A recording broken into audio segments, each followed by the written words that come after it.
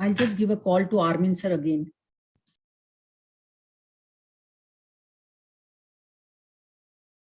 We are live, ma'am.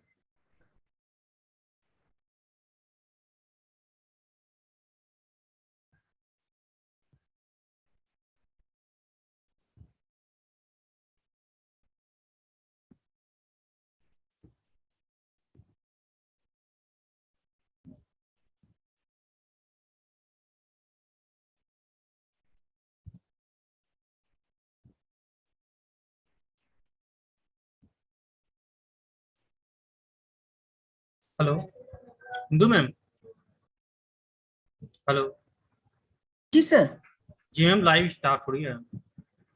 एक minute sir, मैं बात कर रही हूँ। Hello sir.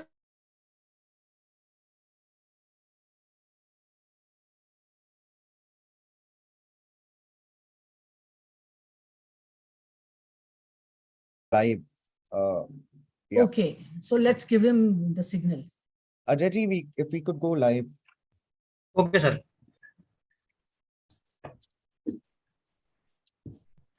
Good afternoon, everyone. I have the pleasure of introducing Professor Armin Rozentre, is the founding dean of Jindal School of Environment and Sustainability and holds advanced degree from Princeton University and Stanford University. Professor Rozentre is a renowned expert on environment law and has taught at Berkeley and Stanford. He has also founded and led an international environment NGO, Pacific Environment, at Stanford. His courses were listed in the 10 departments from history to biology, and he received 3 teaching awards. He is co-author of Environment Law and Policy in India and Climate Change, Science and Policy. He has 5 Fulbright grants, which is a government record. Welcome, sir. Thank you. Like yesterday, I have the pleasure of and honor of introducing Professor Ishan. Professor Ishan is an environmentalist and engineer lawyer and a scholar. He's a doctor candidate at Stanford Darrow School of Sustainability. He's also the assistant dean at Jindal School of Environment and Sustainability and is a member of prestigious global organizations such as World Commission on Law Environment, International Association for Water at Rome, Global Network at Human Rights and Environment, and Global Policy Insights. He also holds a master's in environment law and policy from Stanford Law School, where he was selected as one of the 20 rising environment leaders. In his free time, he enjoys poetry and his discussion on astrophysics and geopolitics. So once again, welcome, Professor. So over to both of you. Thank you, Inti ji. So the whole point of this discussion for those of us joining us virtually is to sort of introduce you to JSES, talk a little about the careers in sustainability. And the reason why I say that it's not a webinar, it's a discussion, is because we want to discuss these things with you. The whole point of arranging these sessions is to get to know all of you students as well, and we answer your questions and have a bit of a Socrates way in the way we deal with the questions here. So that's what we're going to do. But before I start off, let me again welcome Armin and thank him for the incredible work that he's done throughout and he continues to do at the helm of JSES. So Armin, if I'll start with the very basic questions and hopefully sort of warm up the students to ask their questions as we go ahead with this discussion. But if you had to reflect on careers in environment, not just environmental law, but generally in the field of environment, in the field of sustainability, do you think that there's been a paradigm shift over the last few decades? How has it changed from say the 1970s, 80s to where we are today? Is there any significant change that you have noticed with the careers in sustainability? Well, basically, because climate change is looming much larger in our consciousness and awareness than ever before.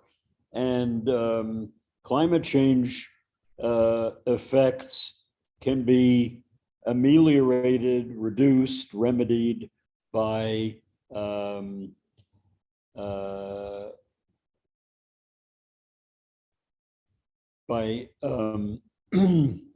Research and professional skills in the field. research, yes, all of that. So we have to have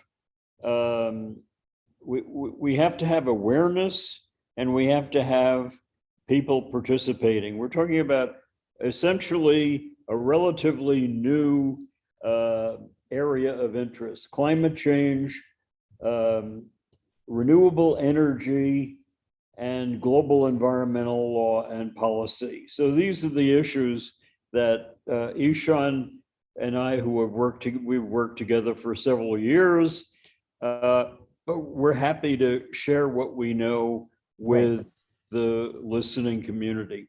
Right. Students, this is just a reminder that you could put your questions in the chat box and we'll be happy to take them up as well. As I spoke to all of you yesterday, I was talking about how Jindal School of Environment Sustainability, the crux of the school itself, something that we pride ourselves on across the environmental community, is that we're not looking at environment from a particular siloed approach. We are looking at environment from, as I mentioned, from an economics perspective, from a legal perspective, from a social, ethical perspective, scientific perspective. So all of those things come together and make you a graduate student of Jindal School of Sustainability, Environment Sustainability. So let me, because we have the pleasure of having Armin with us, so I'll have another question from him, and then we can possibly hope to answer some of the questions that you all might be having. Armin, because Jindal School of Environment Sustainability, the JSES, is at its very core, it's an interdisciplinary institute. It's an interdisciplinary course. That's why you have handpicked faculty members who bring something different to the table in what they have done in their career and experience. If you had to define a perfect a model environmental professional, what would be the traits, what would be the knowledge base or skill sets that you'd like him or her to have? Are you asking me this? Yeah, I'm talking to you, Armin. So if you had to define a model environmental professional, someone who can take on climate change and do things to mitigate or adapt any of those things, then what will be the basic skill sets that you're looking for in such a professional, which of course we imbibe at JSES? Well, you know, our people get special training, and with that training, they can do a bunch of things. They can work for, they can write about almost anything. And Ishan and I have written several pieces together and separately. They can, so besides writing, they can work together in NGOs. They can work together in the government. They can work for corporations by, you know, joining and helping raise awareness and capability from the inside of these industries and corporations. This is not an antagonistic operation. It's cooperative, Right. Congenial, and that's, and particularly since we're dealing with, among other things, with global environmental issues, you can't have global environmental issues solving themselves. There's no world forum that will do that. It has to be done by us at the ground level, using the tools that are available, particularly local government, state government, national government, with the help of of NGOs and alert, informed students? Yeah, I think, and this is very important for students and those of you who are watching us online as well. I think apart from what we've already spoken about yesterday, what we will speak about today, about how we make sure that every student at JSES finds their niche. They discover that there's environmental law, but there's also ecological economics, there's also environmental policy, there's also wildlife conservation, there's also social ethics and feminism and technology, and so many things that go into making you a complete model climate change, climate action professional. But one thing that Armin spoke about, and something that Armin as the dean himself really focuses on, is getting all of you to write. So you'd be happy to know, you'd be surprised to know possibly, that there are students who are, a couple of years elder to you, or 1 year elder to you maybe, who are part of JSES, and at the age of 18, 17, they have written for newspapers. There's one of our students who's written for a Scopus Index journal.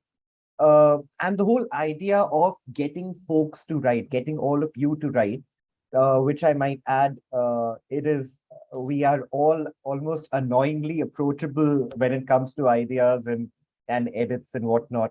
But the whole idea behind getting you to write is, one, when you write, you understand your voice better, you understand your work better, you understand your interests better, you deep dive into a particular subject and sort of take a bottom-up approach towards approaching an issue.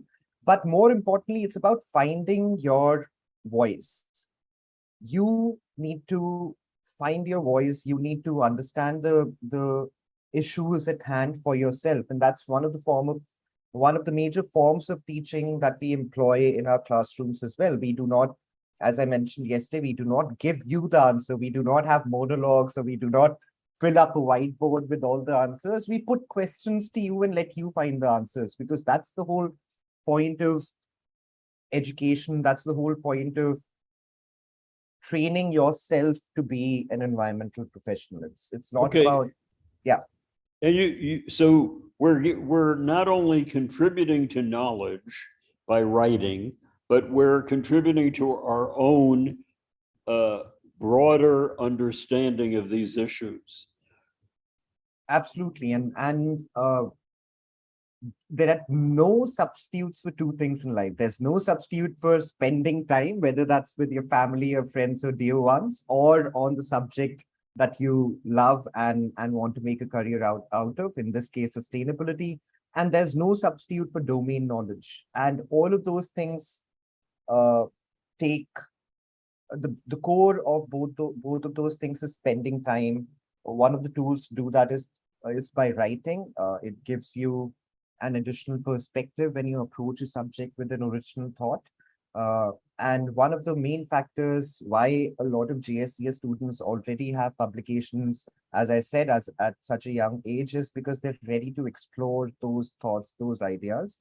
That lends me into also the approachability of all the faculty members and the different expertise that they bring to the table. So Armin and I are environmental lawyers. We've spoken about Dr. Govind and Dr. Abru, both of whom are environmental scientists coming from different fields of environmental science as well.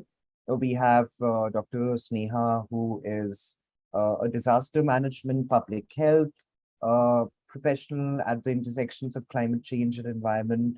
She also writes extensively. We have Dr. Ricky Levy, who is into anthropological issues of environment, history of environmentalism, especially Indian environmentalism, and her work in the field has been tremendous. We have Dr. Tarani, who is again an environmental lawyer, and not to forget, we have Dr. Cosmin Corendia as our vice dean, who has worked on legal drafts of various international agreements. So the whole idea, the reason why I'm telling you about these faculty members, apart from, of course, Armin and I, is because you have this plethora of knowledge that awaits you even outside the classroom. So outside the classroom, you can come to us, discuss topics, discuss your interest areas. discuss your writing ideas, your speaking opportunities. You can also come to discuss your professional ideas. So if you want to do an internship, if you want to make a specific career, you can also reach out to us and see if any of the faculty members can help you in any of those spheres. So that's the whole point of having an interdisciplinary faculty, not just the in-room classroom education, but also the kind of education that you get when you interact with your peers, with your professors, with your colleagues from other schools. And that's the whole idea of giving you this holistic interdisciplinary education. So sorry, Armin. Oh, just to say that we are very collaborative. Anything you send us will can ultimately find its way into a broader publication. You send me 2 carefully wrought paragraphs, and that becomes, a 3-page or 2-page opinion piece, which gets widely circulated and moreover widely read. So in fact, that's one of the things that we encourage all of our students to do, which is to frame your thoughts. And once you have framed your thoughts, I'm sure all the professors can help you develop it further. So having a structure is important. And those are things that you will get introduced to once you take this JSES journey with us. Now, specifically, I just want to borrow from what Armin was talking about, because we have to talk about careers. That's the whole point of this session.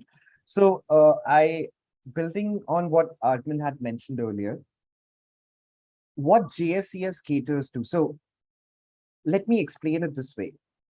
There are 2 ways in which fields, subject matters develop. One is the need of the world. So in terms of sustainability, there's climate change. In terms of security studies, there's conflict. In terms of any of those other things, there's a need of the world to have professionals who are skilled and specialize in these fields. The second is the need of the market, right?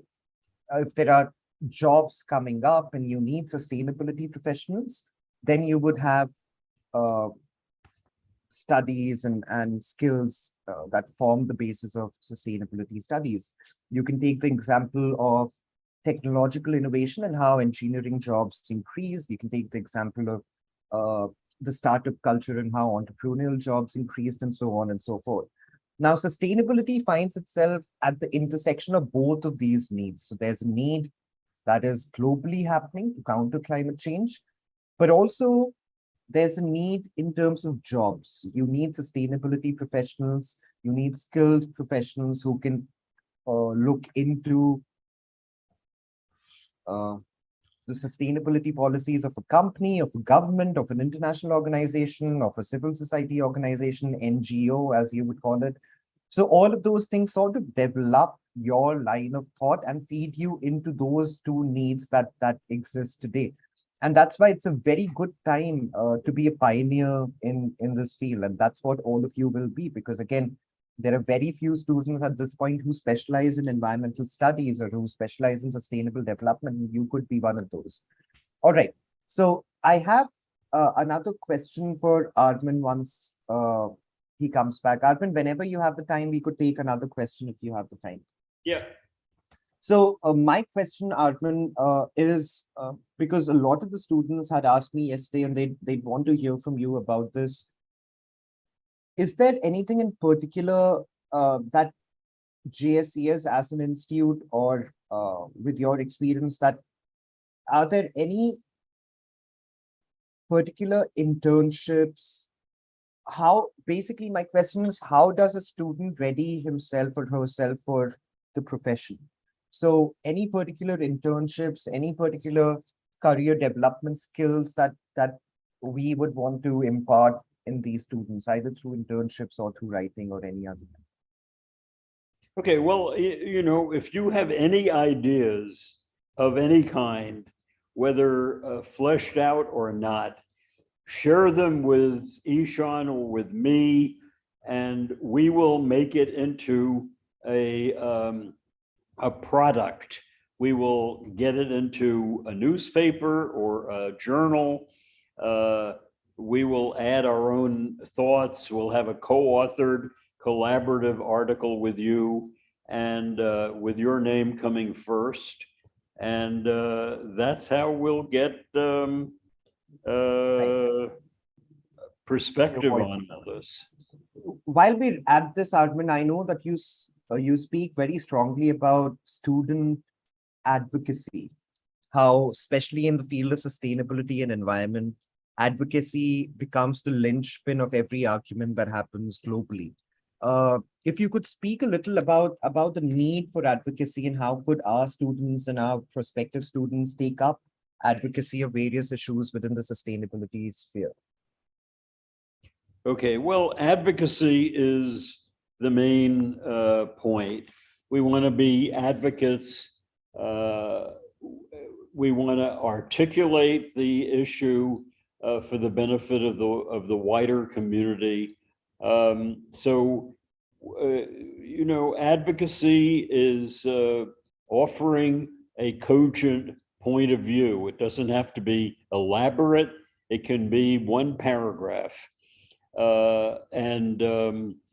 So that's what we're mainly into. We're advocating political, economic, and social change to adapt to the reality of current issues, mainly global climate change,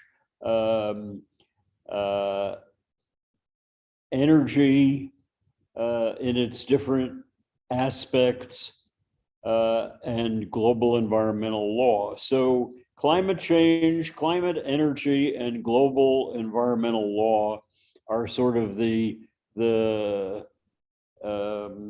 linchpin, the meat of this program. Right. Now I'll open it up. I know that students might have questions for Armin, and this is also a good time to get to know the faculty generally. So if you have any questions, we'll give you the floor. I think there's already one question from Shamita.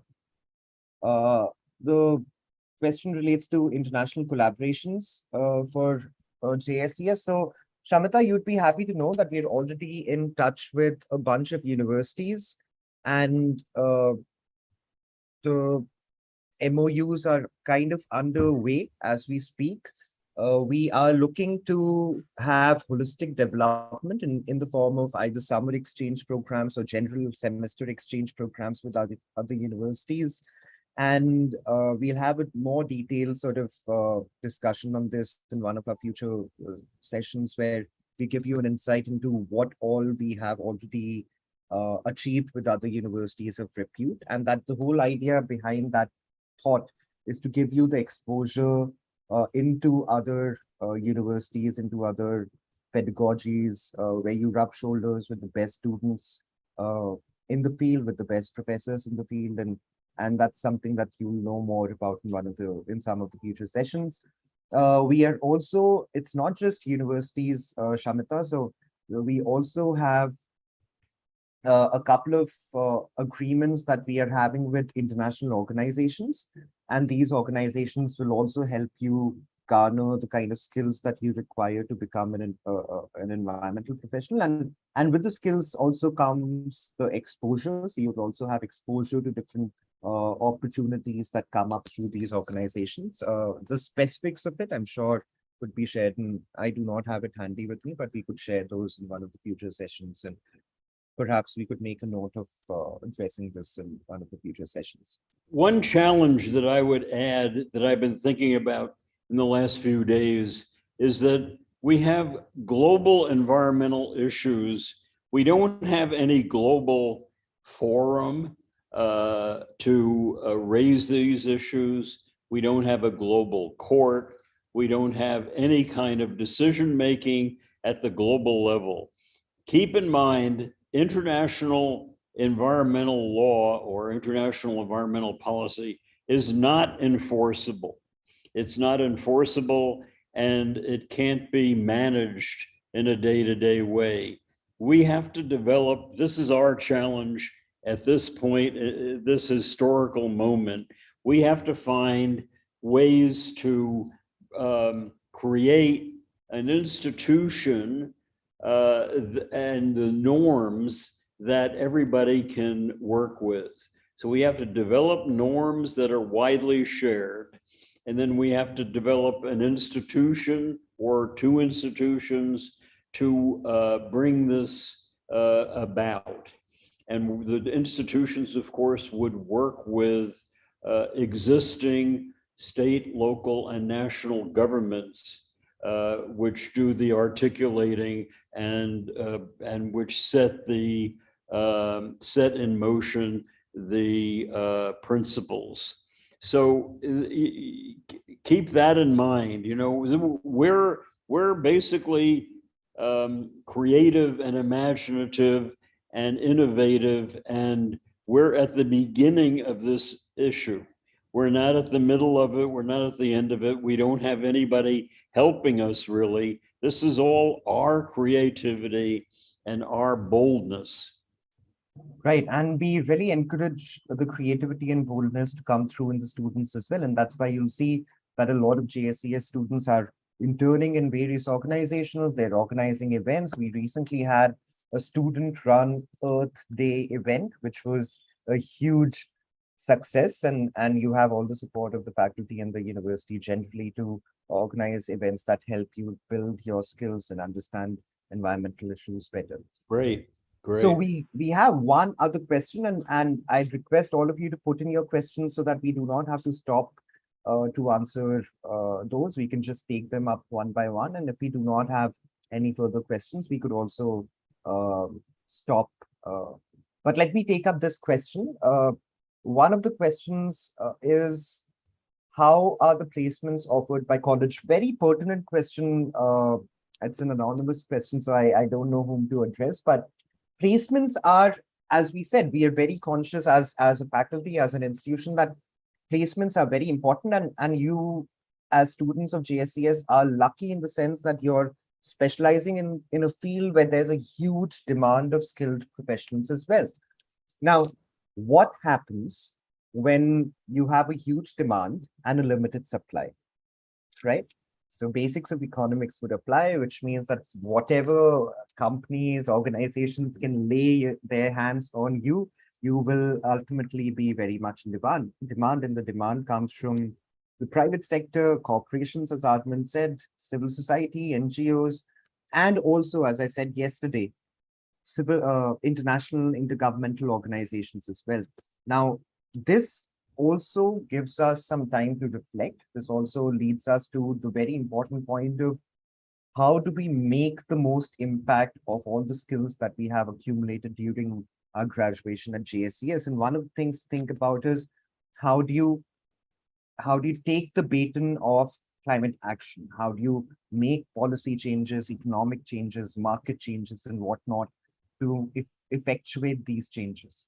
And that's where public sector, private sector, both of these sectors become very important. Every government department, whether you're in India or elsewhere in the world, would have an environmental sub-department, one that looks at the impact of your general policies on environment. That's why that's a very good place to start, because you can effectuate change from within the government. And similarly with the industry, as Armin said, that you must not look at industry as an antagonist. You must not look at industries as the villain. You must look at collaborative environmentalism with the industry. And the best way to do that is having sustainability policies for this private sector, having sustainability policies in-house as a profession in that industry. And that's how you can effectuate change. You'd also be happy to know that we have an Office of Career Services, both with the Global University, the Jindal Global University, and also within JSES, which looks after career opportunities, internship opportunities, which connects you with organizations that you want to be a part of, which connects you with people that you want to be a part of. And again, your go-to resources while you're on campus will be the faculty of JSES. So you can always approach the faculty that this is an organization that I want to work for. Is there any connection that we could have? Or if we could have specific opportunities from this organization, and we'd be happy to invite them over to have a discussion with you and see if the organization fits you and you fit the organization. So that's the career side of JSES. If you're interested, we have onboarded about 25 organizations ranging from civil society, private sector to international organizations, all of which are happy to provide internships and hopefully careers to those of you who are interested in pursuing those with those specific organizations.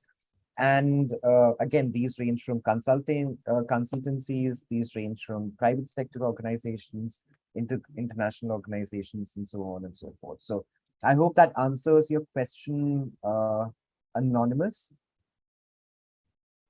Yeah, so we have another question on the future studies or higher education. So Armin, the question basically relates to after graduating from JSES, what can those students pursue in terms of their higher education? If they want another degree or a master's, what are the opportunities that might be available for them? Well, we can certainly help them with the MA, PhD pursuit. We have that in our program, and there are other schools with whom we have collaborations. If that doesn't work, the other schools may step in and we can attach you to them or, second you to them. But you'd be part of our program. The careers are, I have a lot of degrees, but I think that the degrees mean less than two other things: experience in the world, day-to-day living experience is essential, and your own kind of creativity and imagination to flesh out what's going on in the world. Now, for example, we have power. Power is essential. Power and energy are essential to life and livelihood. So, but there are a lot of issues around power. We haven't figured out the best way to, and the most affordable and most economical and most efficient way to get power. All the forms of getting power, like a high dam, have various problems. So we have not yet found a problem-free form of energy. That's up to you. It's going to happen. I would say within the next 7 or 10 years, certainly no longer than 10 years, we will have figured that out. Energy is available to everybody. And with your intelligence and the application of your fertile mind, there'd be no question that you can figure this out. So like a high dam, well, a high dam invariably involves loss of fisheries. That's something that we can figure out. There are technologies, there are techniques. It's not complicated, and we can figure it out. All of these issues can be, with a little bit of intelligence and application of mind, all of these issues will be solvable.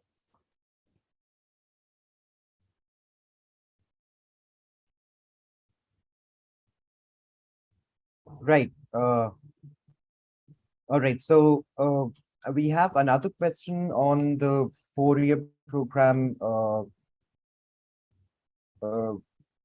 requirement and to pursue a master's, and perhaps someone from our admissions team could take up that question directly with the student, or we could possibly address that in our next session as well. Maybe we could make a note of that question, because I'm not entirely sure that would be more an academic team and a student affairs discussion, which you'll have an opportunity to have a discussion with Professor Govind and Professor who might be able to address that question exactly the way you want it to be addressed.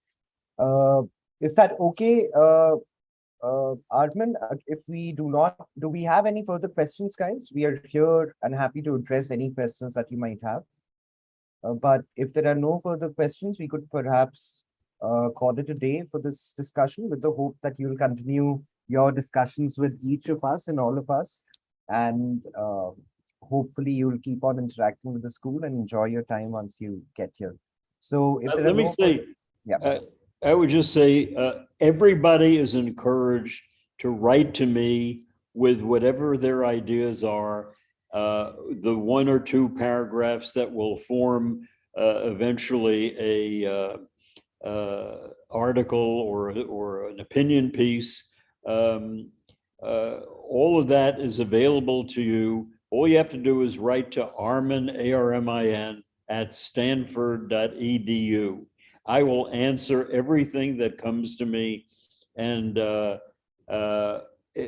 we'll do it quickly and concisely. Right, and you'd all be surprised about how prompt Armin's responses are once you write to him.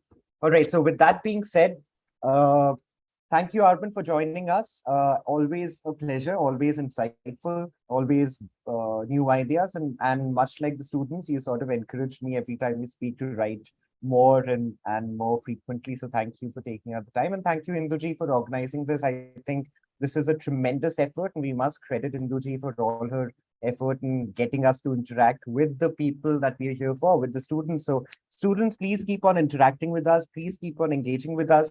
Please send reminders. If we do not get back to you, please never feel shy with Armin or myself to send us reminders, to get back to you on things that you are concerned about.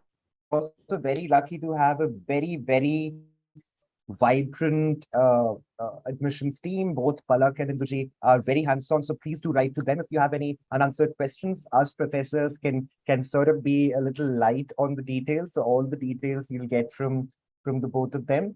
And yeah, please converse with us more, and we hope to see you on the campus soon. Thank you so much, Professor Armin and Professor Ishan. It's been a delight listening to you. And in fact, I am getting enriched and knowing much more about environment studies. So thank you, students, and thank you, Professor, both the professors. Thank you, Indu. Bye-bye, sir.